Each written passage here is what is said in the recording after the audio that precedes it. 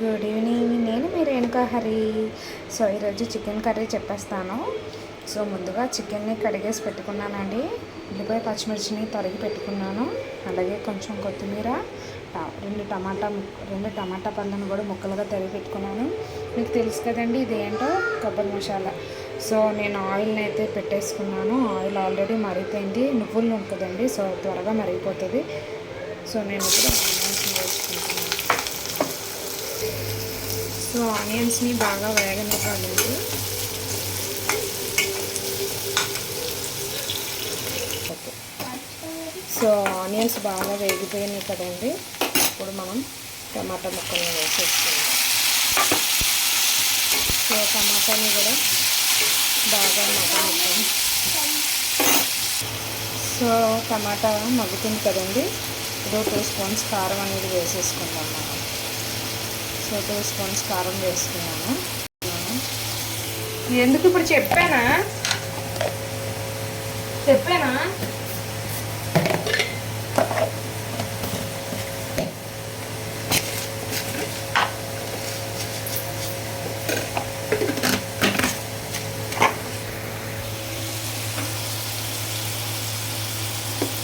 Run అయితే అలాగే కొద్దిగా రాళ్ళు ఉప్పుని వేసుకుందాం.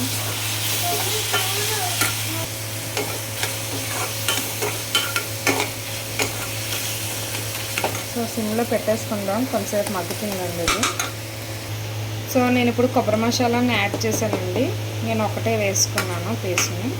ఇదైతే సరిపోతుంది నేను వండుకునే కర్రీకి. అలాగే ఇందులో చికెన్ కూడా వేసేసుకున్నానండి ఇప్పుడు.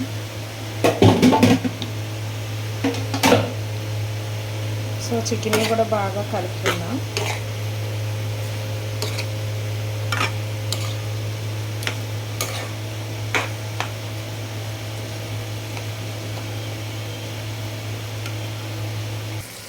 సో చికెన్ కూడా బాగా మిక్స్ అయింది కదండి మసాలాతోటి.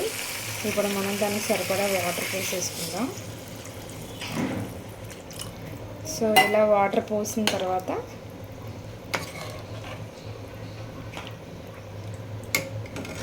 ఫైనల్గా కొత్తిమీరను కూడా వేసేసుకుందాం మనం ఇందులో.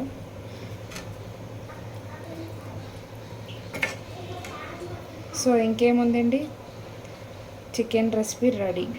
చికెన్ కొబ్బరి మసాలా రెసిపీ చాలా సింపుల్ అండి. ఆనియన్ పచ్చిమిర్చి వేగినాక టమాటాని వేయించుకొని, సో టమాటా మగ్గడానికి మనం కొంచెం పసుపు, సరిపడా కల్లుప్పు అండ్ సరిపడా కారం వేసుకొని కొంచెంసేపు మగ్గనిచ్చుకోవాలి.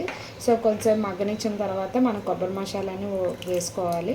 కొబ్బరి మసాలాతో పాటు చికెన్ని కూడా వేసుకుంటే కొంచెంసేపు బాగా మగ్గుతుంది, చికెన్కి బాగా పడుతుంది రెసిపీ ఈ కన్సిస్టెన్సీ అనేది.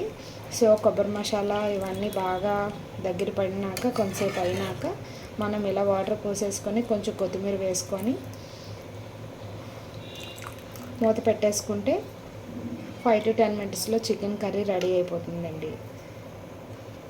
ప్లీజ్ ఇంకా సబ్స్క్రైబ్ చేసుకోలేని వాళ్ళు ఇంకెవరైనా ఉంటే మా ఛానల్ని సబ్స్క్రైబ్ చేసుకోండి, సపోర్ట్ చేయండి. Please like, comment. Thank you.